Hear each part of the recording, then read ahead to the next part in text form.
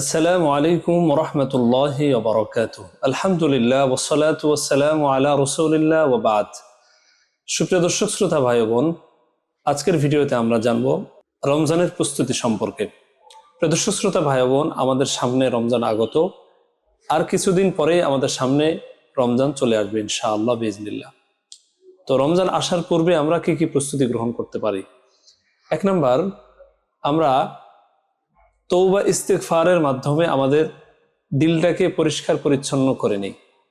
এটা আমরা করতে পারি, কারণ রমজান এমন একটা মাস যেটা সকল মাসের সর্দার, বরকতি, রহমতি, নাজাত, মাগফিরাতের এক মাস।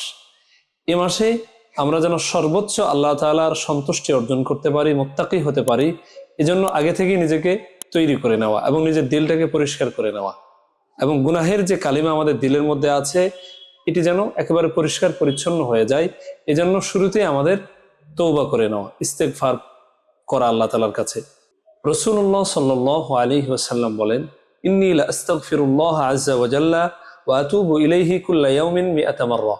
রাসূলুল্লাহ সাল্লাল্লাহু আলাইহি ওয়াসাল্লাম বলেন যে আমি আল্লাহ তাআলার নিকট প্রতিদিন 100 বার তওবা ইস্তেগফার পাঠ করি। প্রিয় দর্শক শ্রোতা ভাই বোন, তাই আমাদের উচিত হলো রমজান আসার আগেই তওবার মাধ্যমে নিজেকে পরিষ্কার পরিচ্ছন্ন করা। 2 নম্বরে, আনন্দিত হওয়া, খুশি হওয়া। কারণ একজন মুমিন কখনোই নেক কাজের সুখবর পেলে সে কখনোই বেজার হতে পারে না, সে অখুশি হতে পারে না।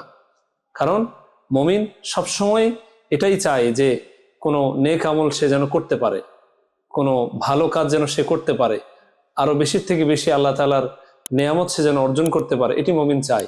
আর যারা খারাপ লোক, যাদের হৃদয়টা গুনাহে ভরা, যারা বদকার, তারা ভালো কাজের কথা শুনলে, নেক আমলের কথা শুনলে তাদের দিলটা বিগড়ে যায়, তারা বেজার হয়ে যায়। তো এজন্য আমাদের প্রস্তুতি হিসেবে রমজানের, যেহেতু রমজান একটা মহিমান্বিত মাস, এ মাসে আল্লাহ তাআলা মানুষকে মাফ করে দেন, মানুষ মুত্তাকি হয়।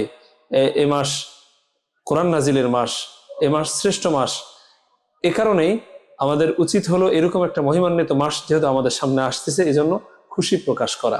তবে আমাদের সমাজে অনেক মানুষকে এমন দেখা যায়, বিশেষ করে যারা ফুডসের ব্যবসা করে, রেস্টুরেন্টের ব্যবসা করে, তারা রমজান আসার আগে দুঃখ প্রকাশ করে বলে, আরে রমজান মাস আসতেছে, আমাদের ব্যবসা বাণিজ্য তো ভালো হবে না। এরকম তারা আফসোস প্রকাশ করে। অথচ রমজান কত একটা গুরুত্বপূর্ণ মাস, ফজিলতপূর্ণ মাস, নাজাতের মাস। আল্লাহ তাআলা লক্ষ লক্ষ মানুষকে, কোটি কোটি মানুষকে মাফ করে দেন। এইরকম একটা মহিমান্বিত মাস আসার কথা শুনে তারা বেজার হয়ে যায়, নাখুশি হয়ে যায়। তো এই কারণে এসব করা যাবে না, এসব থেকে বিরত থাকতে হবে এবং আমাদের খুশি প্রকাশ করতে হবে। আল্লাহ পাক আমাদেরকে আমল করা তৌফিক দান করেন। 3 নম্বরে, বেশি বেশি করে দোয়া করা আল্লাহ তাআলার নিকট, যে আল্লাহ আপনি আমার হায়াতকে বৃদ্ধি করে দেন, আমি যেন রমজান মাসটা পাই। সাহাবায়ে কেরাম দোয়া করতেন আল্লাহ তাআলার কাছে, একেবারে 6 মাস সাহাবায়ে কেরাম রমজান যেন তারা পায় এই কারণে দোয়া করতে থাকতেন, 6 মাস।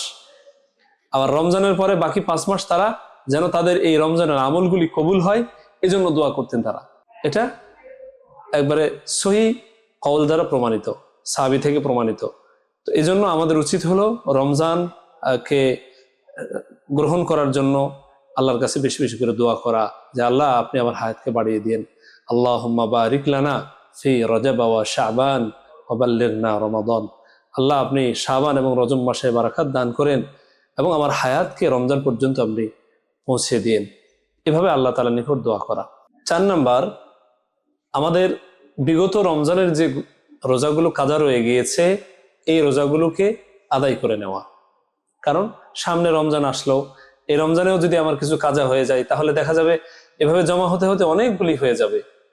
আর রমজানের রোজা তো আমাদের জন্য ফরজ। এই রোজা যদি আমি আদায় না করে মরে যাই, আল্লাহ না করুন যদি আমাদের মৃত্যু হয়ে যায়, তাহলে এর জন্য আমাকে আল্লাহর কাঠগড়ায় দাঁড়াতে হবে এবং জবাবদিহিতা করতে হবে, আল্লাহ তাআলার শাস্তির সম্মুখীন হতে হবে। তাই আমাদের 4 নম্বর কাজ হচ্ছে আমাদের যে কাজা রোজাগুলি আছে, এই কাজা রোজাগুলিকে আদায় করে নেওয়া। হযরত আয়েশা রাদিয়াল্লাহু তাআলা আনহা বলেন, কানা ইয়াকুনু আলাইয়া সাওমু মিন রমাযানা ফামা আস্তাতিউ আন আকজিয়াহু ইল্লা ফি শাবান। আয়েশা রাদিয়াল্লাহু তাআলা আনহা বলেন যে আমার রোজা কাজা থাকতো, তো ওইটা আমি আদায় করতে পারতাম না শাবান মাস ছাড়া। অর্থাৎ দীর্ঘ সময় তিনি এই নামাজগুলো, এই কাজা রোজাগুলি তিনি আদায় করতে পারতেন না। একেবারে সর্বশেষ শাবান মাসে এসে তিনি এই কাজাগুলোকে আদায় করতেন। তো যাই হোক, তাহলে শাবান মাস যেহেতু চলছে, তো এই হাদিস দ্বারা আমরা বুঝলাম, এই কথা দ্বারা আমরা বুঝলাম যে তিনি শাবান মাসে রোজাগুলিকে কাজাগুলো আদায় করে নিতেন। বিশেষ করে আমাদের মা বোনদের এই সমস্যাটা বা এই প্রবলেমটা হয়ে থাকে, তারা রমজানের সময় তাদের যে আল্লাহ প্রদত্ত একটা তাদের মিন্স হয়, এর কারণে তারা দেখা যায় যে তাদের রোজা কাজা থেকে যায়। তো আমি মা বোনদেরকে বলবো, আপনারা বিশেষভাবে এই শাবানের এই সময়টাতে আপনাদের এই রোজাগুলোকে আপনারা আদায় করে নেবেন ইনশাআল্লাহ বিজনিল্লাহ। আল্লাহ পাক আমাদের সকলকে তৌফিক দান করেন। সর্বশেষ 5 নম্বর, আমাদের রমজান এত সুন্দর একটা অফার আমাদের জন্য, এত সুন্দর বরকতময় একটা মাস। এ মাসে প্রত্যেকটা ইবাদতকে আল্লাহ তাআলা ইবাদতের সওয়াবগুলিকে আল্লাহ তাআলা অনেক গুণে বাড়িয়ে দেন। তো এরকম একটা মহিমান্বিত মাস আমরা পাচ্ছি। তো এই মাসটাকে আমরা কিভাবে কাটাবো, কোন কোন আমল করলে আমার আল্লাহর কাছে আমি বেশি প্রিয় হতে পারবো, আল্লাহ বেশি কবুল করবে, কোনটার সওয়াব আমি বেশি পাবো, আমাদের এগুলো জানা দরকার। কারণ দেখুন, আপনি কোনো একটা আমল করবেন, এই আমল করার পূর্বে যদি আপনি না জানেন আমলের কাইফিয়ত কিভাবে হবে বা এই আমল করলে কি সওয়াব, এটি জানা না থাকলে আপনার এই আমলের গুরুত্ব বুঝে আসবে না। যখন এই আমল সম্পর্কে আপনার জ্ঞান থাকবে, আপনি ভালোভাবে আপনার জানা থাকবে, তখন আপনি আমলটা করেও শান্তি পাবেন এবং আমলের যে সিহাত এটাও সুন্দরভাবে হবে। কাজেই আমাদের সকলের উচিত হলো রমজান আসার পূর্বেই রমজানের আমল সম্পর্কে জেনে নেওয়া, অর্থাৎ রমজানের জরুরি ইলমগুলো জেনে নেওয়া। এটি আমরা বিভিন্ন বই পুস্তক থেকে জানতে পারি অথবা কোনো বিদগ্ধ আলেমের কাছে গিয়ে আমরা জেনে নিতে পারি।